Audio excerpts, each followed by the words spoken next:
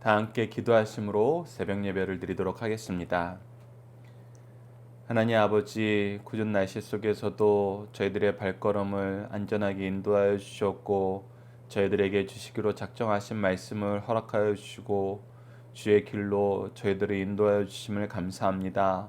오늘 하루도 주의 말씀으로 시작하고 주님과 동행함으로 기도로 시작하고 주님의 영광을 바라보는 찬양으로 시작할 수 있도록 인도하여 주신 감사합니다.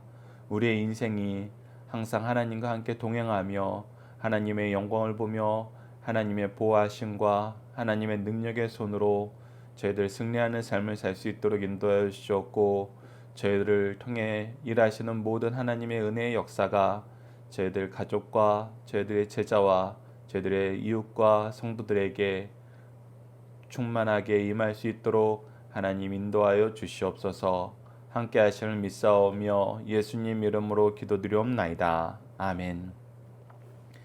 다 함께 찬송가 455장 주님의 마음을 본받는 자 455장으로 함께 찬양 드리도록 하겠습니다. 주님의 마음을 본받는 자 그 맘에 평강이 찾아오무 험악한 세상을 이길 힘이 하늘로부터 임함이로다. 주님의 마음 본받아 살면서 그 거룩하신 나도 이루리. 주 모습 내 눈에 안 보이며 그 음성 내 귀에 안 들려도 내 영혼 날마다 주를 만나 신령한 말씀 늘 배우도다.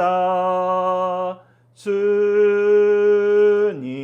마음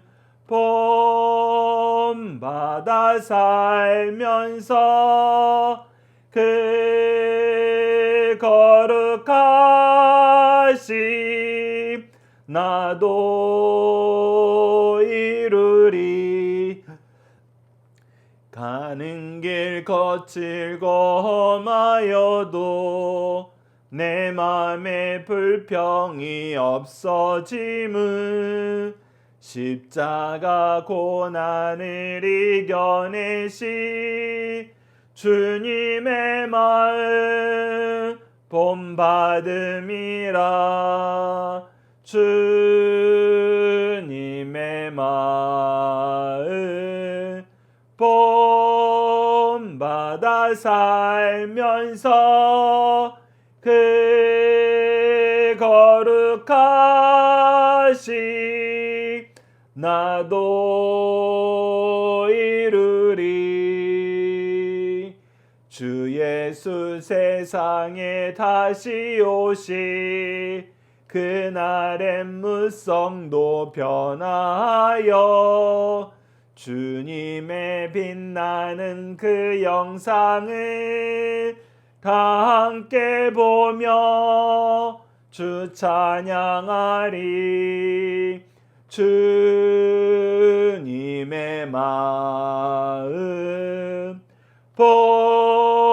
본받아 살면서 그 거룩하심 나도 이루리. 아멘.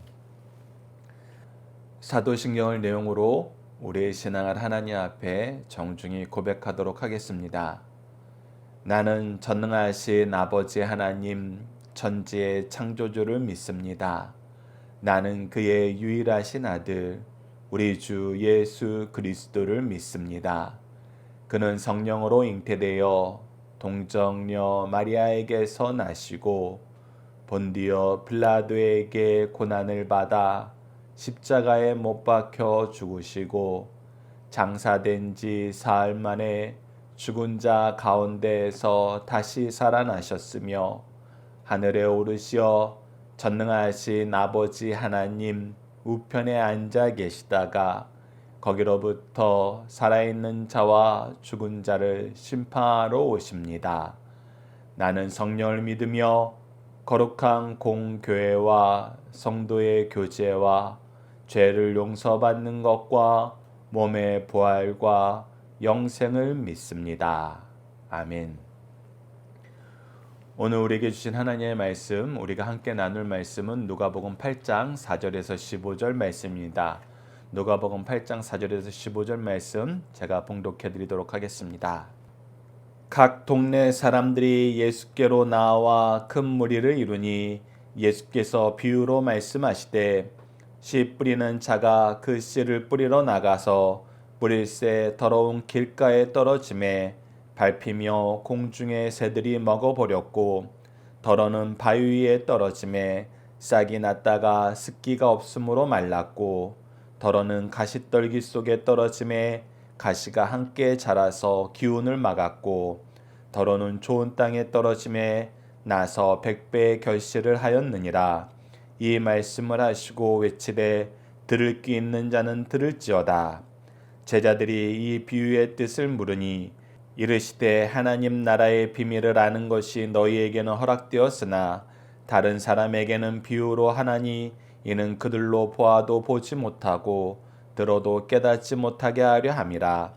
이 비유는 이러하니라. 씨는 하나님의 말씀이요 길가에 있다는 것은 말씀을 들은 자니 이에 마귀가 가서 그들이 믿어 구원을 얻지 못하게 하려고 말씀을 그 마음에서 빼앗는 것이요 바위 위에 있다는 것은 말씀을 들을 때에 기쁨으로 받으나 뿌리가 없어 잠깐 믿다가 시련을 당할 때에 배반하는 자요 가시떨기에 떨어졌다는 것은 말씀을 들은 자이나 지내는 중 이 생의 염려와 재물과 향락의 기운이 막혀 온전히 결실하지 못하는 자요 좋은 땅에 있다는 것은 착하고 좋은 마음으로 말씀을 듣고 지키어 인내로 결실하는 자니라. 아멘. 말씀을 씨 뿌리는 비유에 나타난 하나님 나라라는 제목으로 함께 말씀을 나누도록 하겠습니다. 오늘 본문을 크게 두 단락으로 우리가 살피고자 합니다. 첫 번째 단락은 4절에서 8절로 씨 뿌리는 비유에 나타난 네 가지 밭은 무엇을 의미하나요입니다.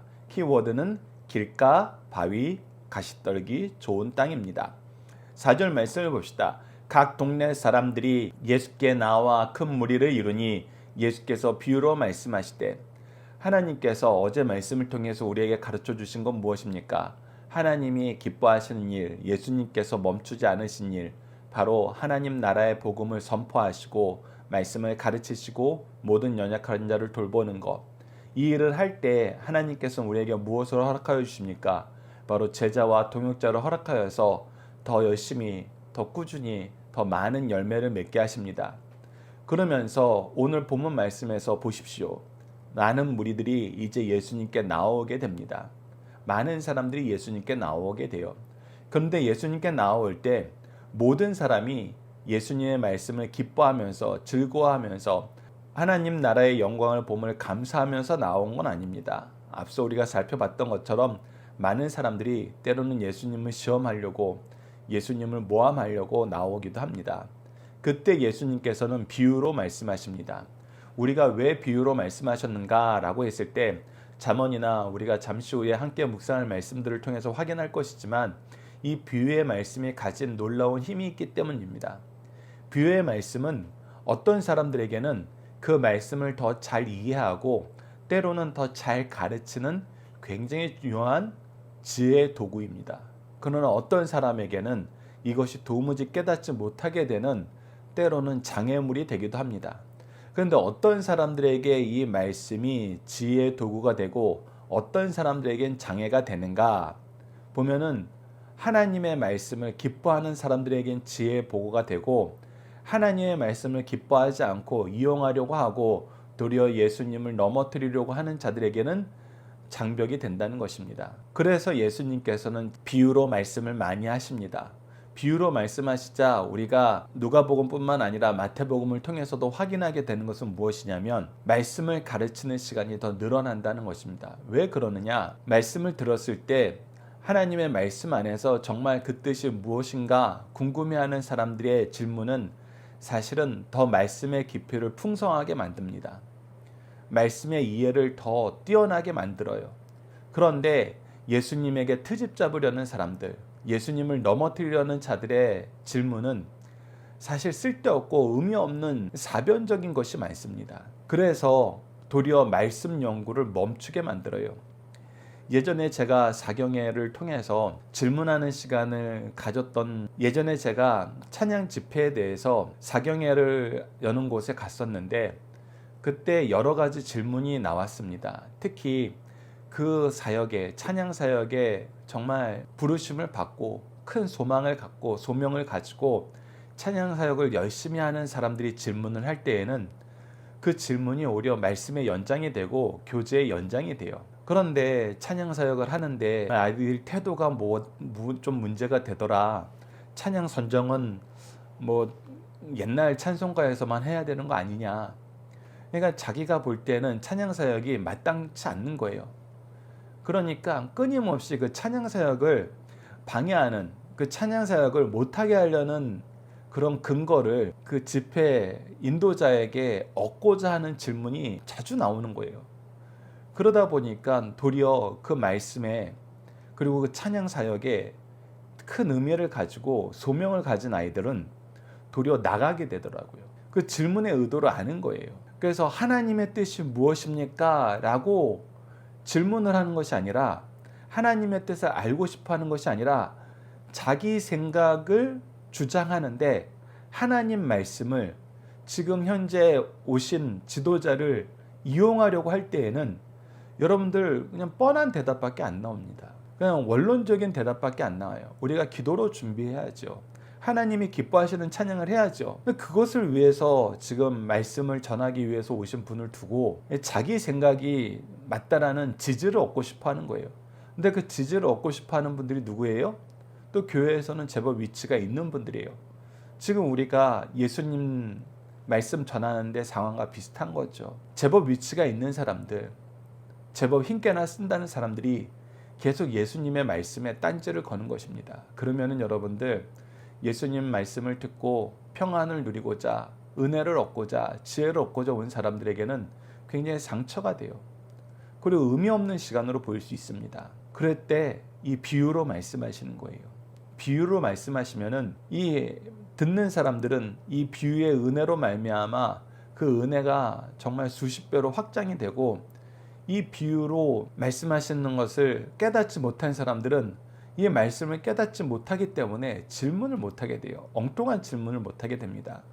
그래서 이 비유의 역사는, 비유로 가르치는 것은 우리가 자기의 유익을 위해서 오는 사람들을 막음과 동시에 하나님 나라의 유익을 위해서는 굉장히 좋은 말씀의 도구다. 여러분들이 그 내용을 기억하시면 오늘 말씀을 보셨으면 합니다. 자, 5절 보십시오.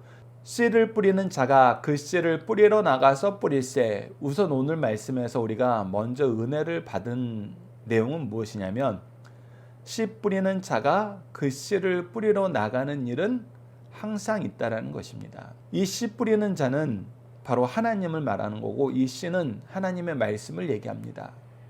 복음의 내용을 얘기해요.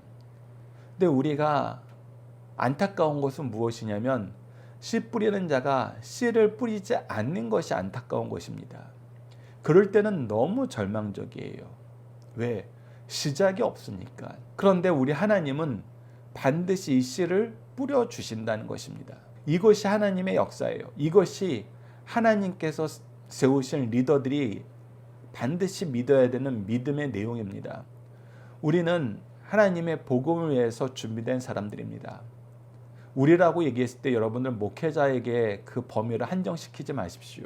가정에서 부모가 씨 뿌리기 위해서 하나님이 세우신 일꾼들이에요. 자녀들에게 복음의 양식을 먹여야 돼요. 그래서 우리가 자주 교육 헌장이라고 얘기하는 신명기 말씀, 6장 말씀을 들어서 얘기하지 않습니까? 모세가 부모들에게 명령을 합니다. 부모들은 열심히 이 말씀을 듣고 이 말씀을 깨달아 이 말씀으로 집에서 앉아있을 때든지 일어섰을 때든지 안에서든지 밖에서든지 이 말씀으로 강론하라는 것입니다. 즉 이 은혜의 말씀, 진리의 말씀, 생명의 말씀을 먹이기에 게으르지 말라는 거예요. 이 일을 위해서 하나님이 우리를 부르셨다는 것입니다. 이 일을 위해서 하나님이 우리에게 은혜를 주셨다는 거예요. 이 일을 위해서 하나님이 필요하신 것은 다 허락하여 주신다는 것입니다. 그래서 믿는 사람들은, 먼저 된 사람들은, 부모 된 사람들은 무엇을 확실하게 믿냐면 하나님이 반드시 씨를 뿌리신다. 나에게 씨를 뿌리셨던 것처럼 나를 통해서 나에게 맡겨진 영혼들에게는 반드시 씨를 뿌리게 하신다. 그래서 우리는 씨 뿌리는 일을 멈추지 말아야 된다. 하나님은 멈추지 않도록 반드시 우리를 도우신다. 이 믿음이 있어야 됩니다. 이 믿음을 예수님은 먼저 전제로 우리에게 말씀을 가르쳐 주십니다. 하나님의 말씀은 멈춰진 적이 없다. 너희들에게 뿌려지는 것이 중단된 적이 없다. 이것을 가장 직접적으로 경험한 것이 바로 이스라엘 민족이잖아요. 이것을 우리가 항상 경험할 수 있는 곳이 교회잖아요. 더군다나 대한민국 교회는 이런 부분에 대해서 더 복을 누린다는 것입니다. 하나님께서 새벽 예배라는 제도를 만들어 주셔서 우리에게 이 은혜의 말씀, 축복의 말씀을 매일매일 먹게 하세요. 더 나아가서 강성성경연구원처럼 이것을 온라인에 올리는 이유는 무엇입니까? 여러분들 이 자리에 참여하지 못하는 분들, 오늘처럼 갑작스러운 폭설로 나오기 어려운 상황에 있는 분들, 가정에서 여러분들이 정한 시간에 하나님께서 주신 준비된 마음을 가지고 이 말씀을 누리라는 것입니다. 뿌리는 것은, 전달되는 것은 지금 너무나 은혜로운 시대예요. 너무나 풍성한 시대입니다. 그래서 이 풍성하신 은혜를 우리가 의심하지 말아라. 우리에게 이 역사는 계속 이어진다. 이거는 말세 때까지도 결코 멈춰지지 않는다. 도리어 어떤 일이 생기느냐? 오늘은 반대적인 입장입니다. 하나님이 씨 뿌리시는 것은 멈춰지지 않는데 씨 뿌리는 이 일을 받아들이는 자들의 삶의 태도는 천차만별이더라.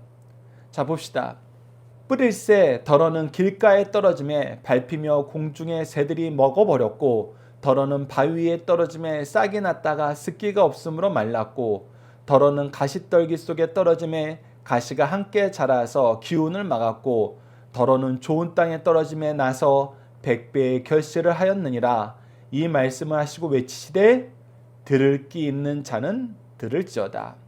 그래서 오늘 본문 말씀은 크게 두 그룹이 있습니다. 첫 번째, 하나님의 말씀을 뿌리는 아버지의 종들 해가지고 씨 뿌리는 자와 그 씨가 있습니다. 두 번째 그룹은 들을 귀 있는 자, 듣는 자들은 무엇인가를 받아들이는 자들입니다.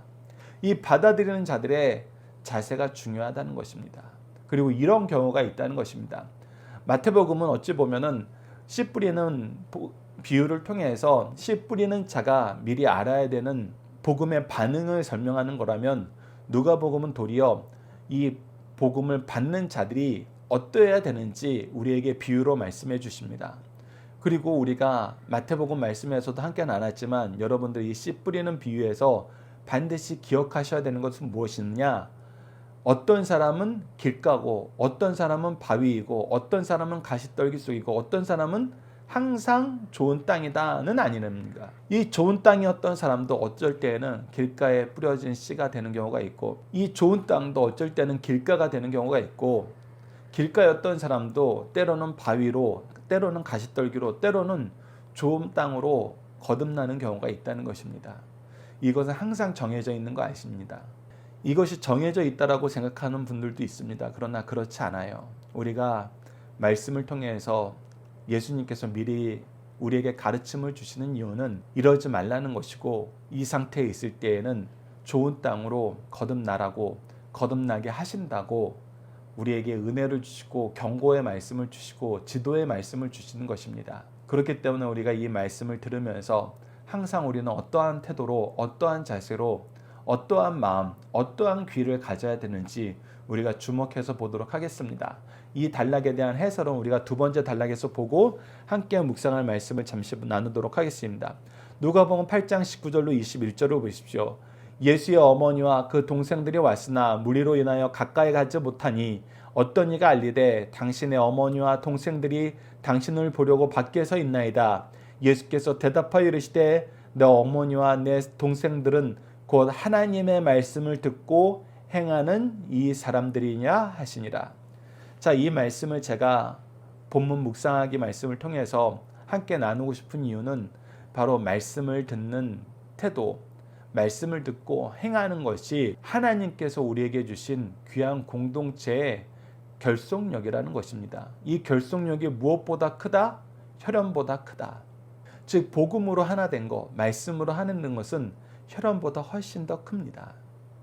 그래서 교회 공동체가 때로는 가문보다, 친척보다, 형제보다 더 가까이 느껴지고 더 강한 결속력으로 믿음이 생기고 신뢰가 생기는 이유는 바로 하나님의 말씀이 묶여졌을 때, 하나님의 말씀으로 하나 되었을 때 그 결속력이 이 가정보다 훨씬 더 크다는 것입니다.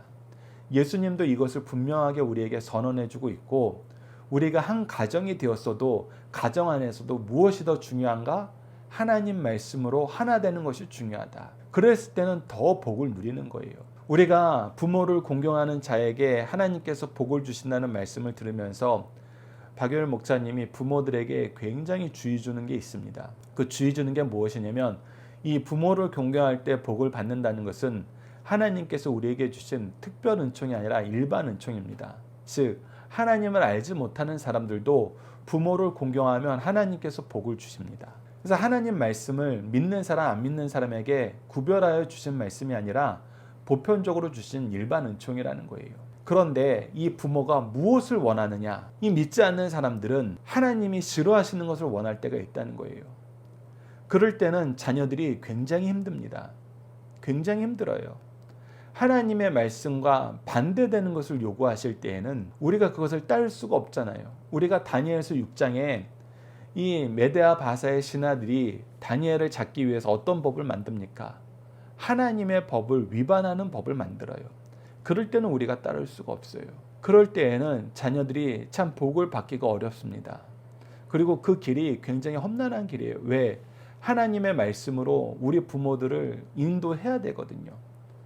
훨씬 힘듭니다. 그런데 믿음의 부모들은 어떻습니까?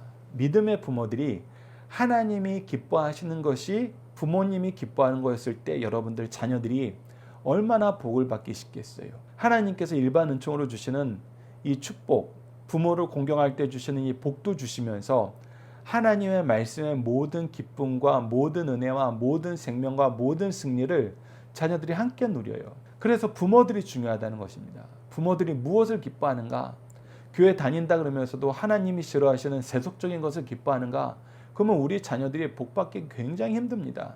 일부밖에 받지 못해요. 그런데 우리가 하나님의 말씀으로 우리 자녀들을 양육하고 우리 자녀들에게 부모를 공경하는 것은 바로 이것이다.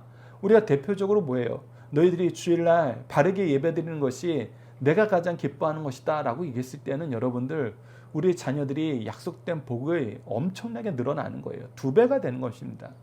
2배가 뭐예요? 3배, 4배, 100배가 될 수 있는 거예요. 그래서 여러분들 우리 부모님들이 중요합니다.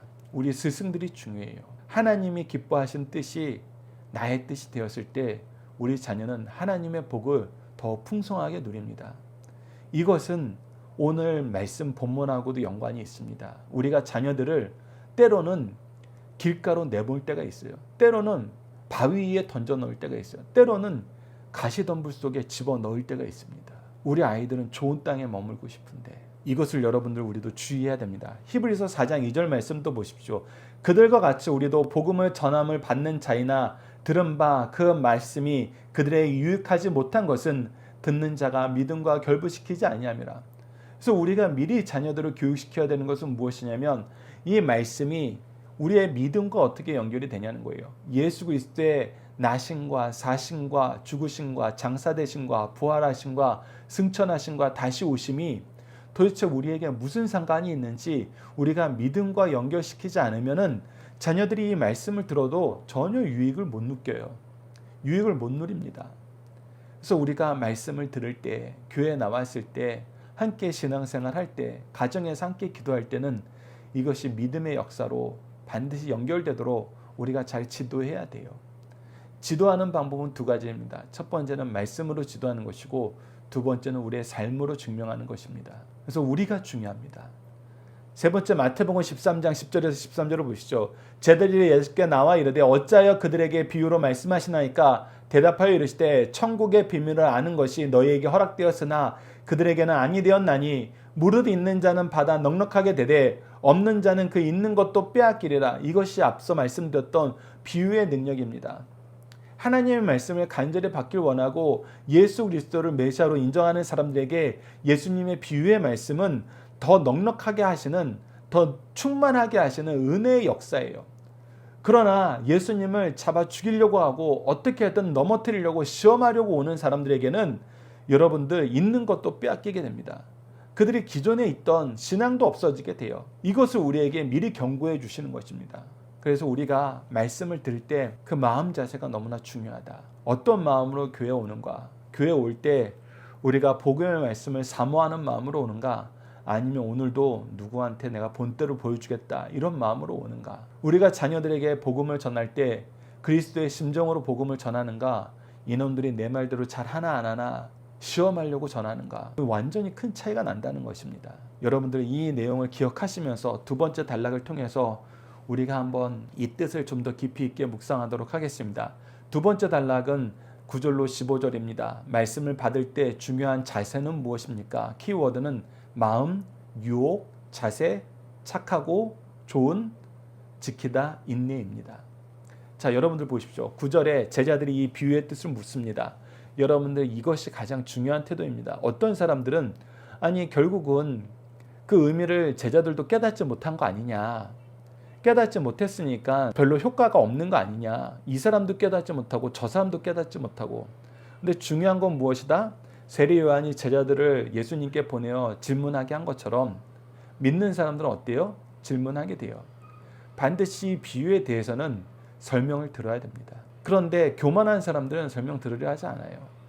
교만한 사람들은 예수님의 말씀에 더 귀 기울이지 않고 예수님에게 아쉬운 소리 하는 거 싫어합니다. 우리가 교회에서도 보게 돼요.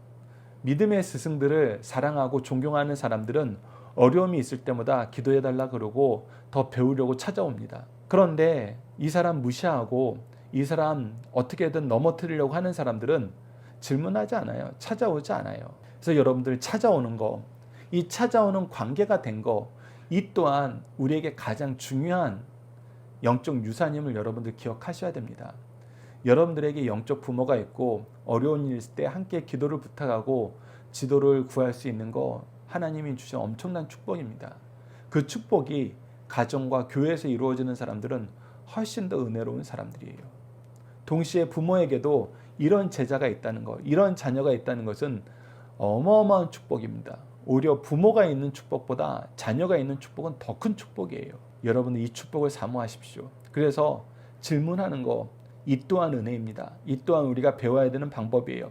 10절 보십시오. 이르시되 하나님 나라의 비밀을 아는 것이 너희에게는 허락되었으나 다른 사람들에게는 비유로 하나니 이는 그들은 보아도 보지 못하고 들어도 깨닫지 못하게 하려 하며. 이 말씀은 조금 전에 마태복음 말씀과 함께 이번 단락에 함께 묵상할 말씀 이사야서 6장 9절로 10절에 있는 말씀이 이루어진 것입니다. 여호와께서 이르시되 가서 이 백성의 길을 너희가 듣기는 들어도 깨닫지 못할 것이요 보기는 보아도 알지 못하리라 하여 이 백성의 마음을 둔하게 하며 그들의 귀가 막히고 그들의 눈이 감기게 하라. 염려하건대 그들이 눈으로 보고 귀로 듣고 마음으로 깨닫고 다시 돌아와 고침을 받을까 하노라 하시기로. 엄청나게 무서운 말씀이에요. 여러분들 비유로 말씀하신 이유가 뭐라고요?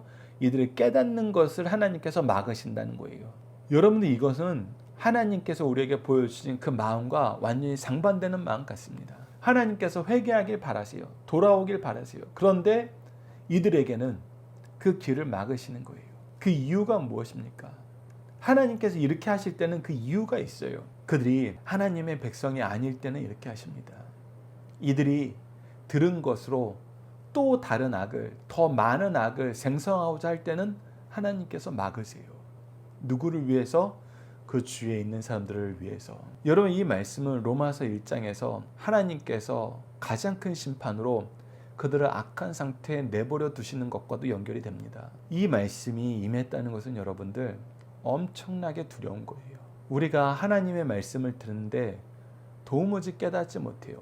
도무지 이 말씀을 듣는데 집중이 안 돼요. 그리고 해서 딴 생각만 나는 거예요. 우리 교회 목사는 왜 이래? 우리 교회는 왜 이래? 그나마 우리 교회로 얘기할 때는 여러분 아직도 가능성이 있는 것 같아요. 근데 이놈의 교회는, 이놈의 목사는 왜 이래? 이렇게 시작하면은 여러분들 정말 이게 내가 잘난 거, 내가 뛰어난 거라고 여러분들 생각하지 마세요. 큰 위기가 왔구나. 하나님께서 나를 심판하는 데까지 왔구나. 이렇게 생각을 하셔야 됩니다.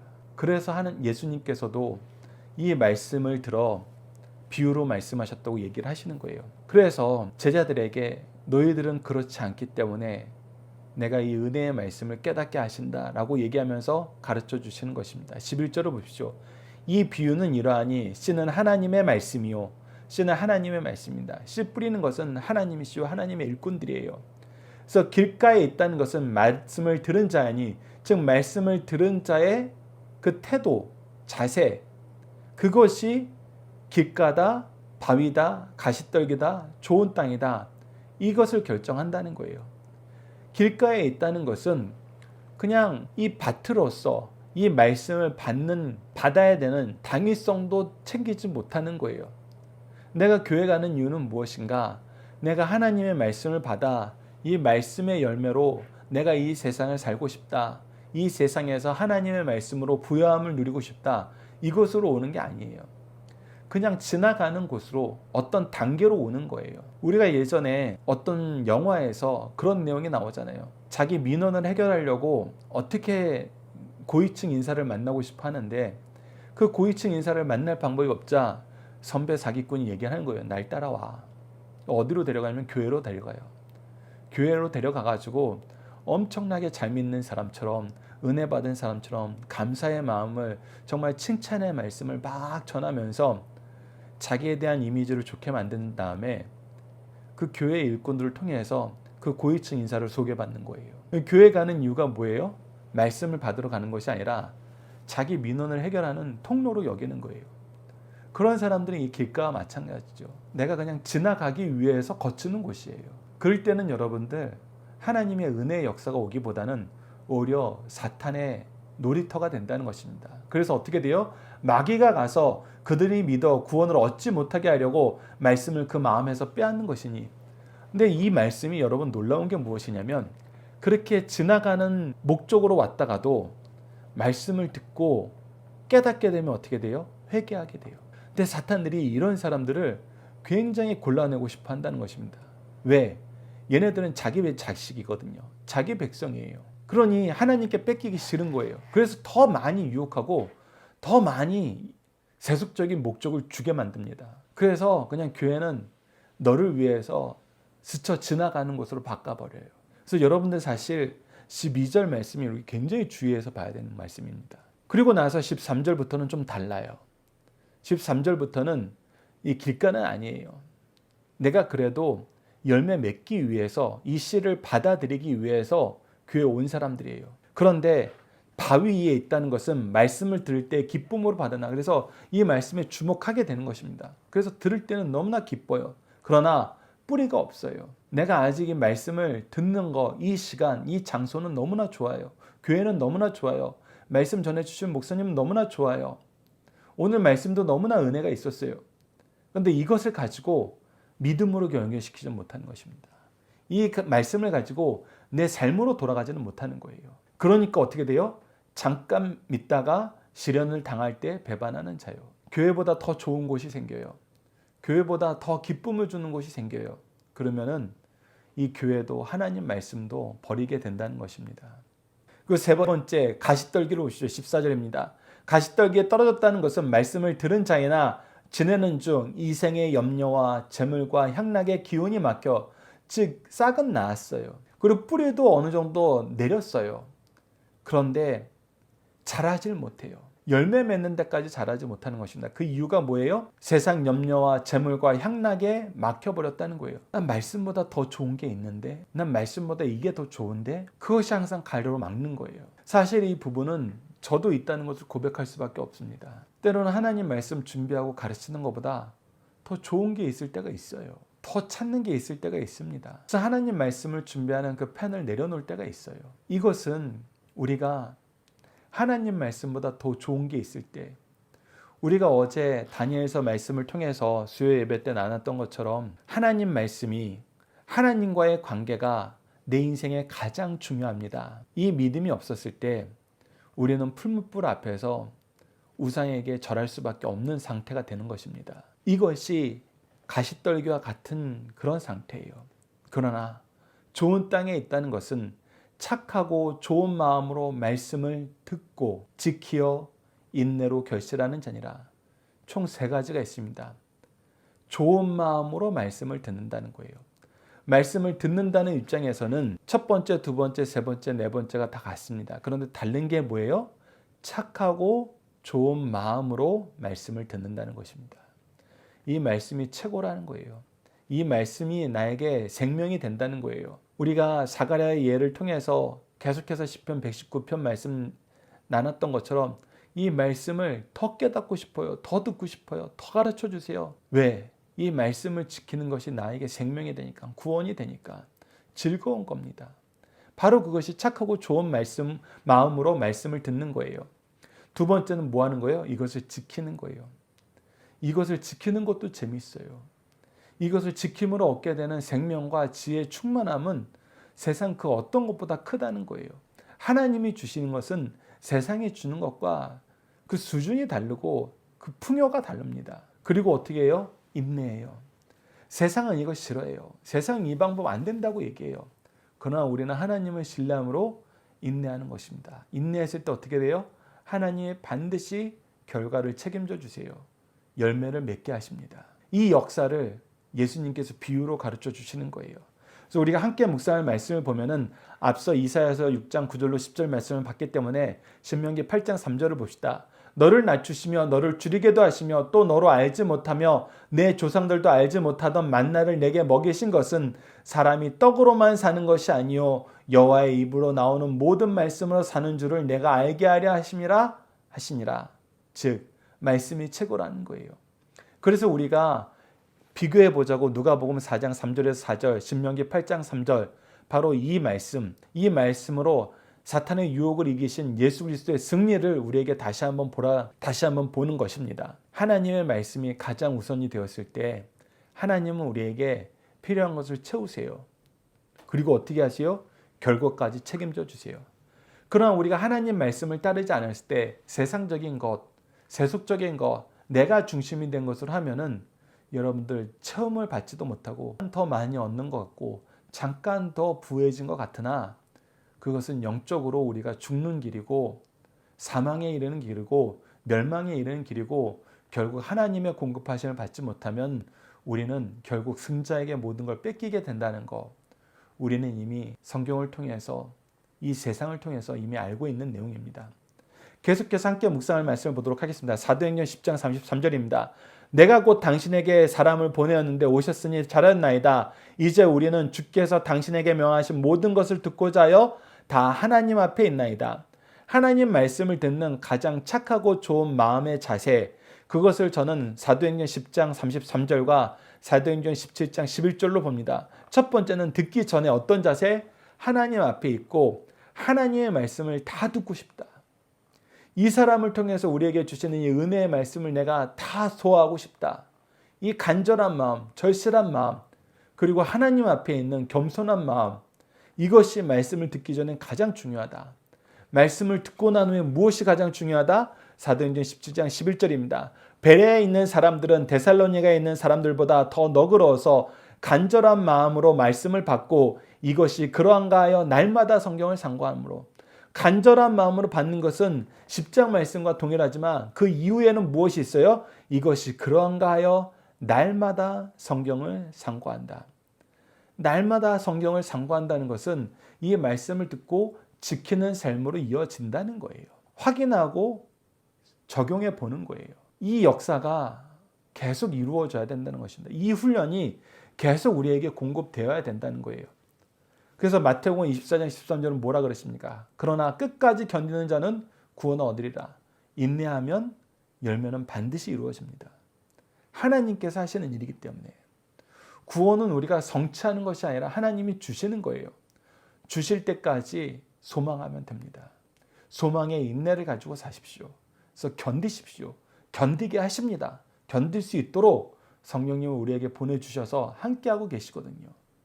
그래서 나보다 먼저 일하시는 하나님, 나와 함께 일하시면서 능력 주시는 하나님, 결과를 책임져 주시는 하나님이 우리와 함께하고 있어요. 이것을 통해서 우리는 나보다 나를 먼저 사랑하시는 하나님, 더욱 사랑하시는 하나님, 끝까지 사랑하시는 하나님을 경험하게 되는 것입니다. 자, 중심 사상을 보도록 하겠습니다. 첫 번째, 네 가지 밭은 말씀을 듣는 사람들의 마음밭을 의미합니다. 그러므로 이 말씀을 대할 때 이것을 나에 관한 말씀으로 받아들여야 됩니다. 네 가지 밭 중 어느 밭이 나의 심령을 잘 묘사하고 있으며 잘 투영하고 있는지 살펴보고 앞으로는 어떤 자세를 취할 것인지 잘 배워야 됩니다. 말씀을 받은 내 밭 중 오직 하나만 옳은 방법이라는 사실 속에서 말씀을 듣는 자에게 책임이 뒤따른다는 사실을 우리에게 가르쳐주고 있습니다. 두 번째, 하나님 나라의 기본적 성격을 바로 깨닫게 하는 말씀입니다. 여기서 씨란 하나님의 말씀인 복음을 가리킵니다. 씨를 뿌리는 자는 예수님을 가리키나 뿌리는 권한은 그의 사역자들에게도 주셨음을 우리가 말씀을 통해서 확인할 수 있습니다. 가르치며 사역자는 예수님의 도구로 사용되는 점에서 주의 일을 하는 것이요 주님의 지지와 지원을 받고 있다는 사실을 우리에게 가르쳐주고 있습니다. 세 번째, 주의 뜻을 받드는 사역자들에게 설교 사역은 말로 다할 수 없이 귀중하다는 것입니다. 사역자는 말씀을 증거하는 일에 최선을 다해야 합니다. 그러나 본문은 자신의 설교를 통해 큰 역사가 일어날 것을 지나치게 기대하지 말라는 경고의 말씀도 잊지 말아야 될 것을 가르쳐줍니다. 이것이 앞서 마태복음에서는 이 부분이 좀 더 강조되었다고 전한 말씀과 일맥상통한 것입니다. 잘 준비된 설교자는 듣고도 전부가 천국에 들어갈 수 없을진데 하물며 그렇지 못한 준비되지 않은 설교는 절대 있어서는 안 된다는 사실도 우리는 명심해야 됩니다. 자녀들과 함께하는 기도훈련 내용을 통해서 함께 기도하도록 하겠습니다. 예수 그리스도를 통해서 말씀의 은혜를 충만하게 부어주시는 하나님, 진리 되신 예수 그리스도를 통해 우리를 향한 하나님의 계획과 그 계획의 성취와 우리로 그 성취를 값없이 누리게 하심을 감사합니다. 이 모든 것을 성경을 통해서 알게 하시고 믿게 하시고 말씀으로 세상을 이기게 하셨는데 이 소중한 말씀, 최고의 축복인 성경을 외면하고 멸시함을 용서해 주소서.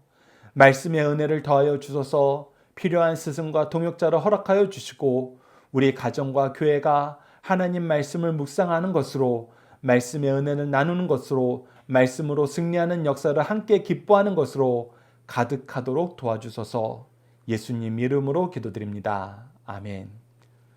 주기도문 하시겠습니다. 하늘에 계신 우리 아버지, 아버지의 이름을 거룩하게 하시며 아버지의 나라가 오게 하시며 아버지의 뜻이 하늘에서와 같이 땅에서도 이루어지게 하소서. 오늘 우리에게 일용할 양식을 주시고 우리가 우리에게 잘못한 사람을 용서하여 준 것 같이 우리 죄를 용서하여 주시고 우리를 시험에 빠지지 않게 하시고 악에서 구하소서. 나라와 권능과 영광이 영원히 아버지의 것입니다. 아멘. 각자 기도하는 시간 갖도록 하겠습니다.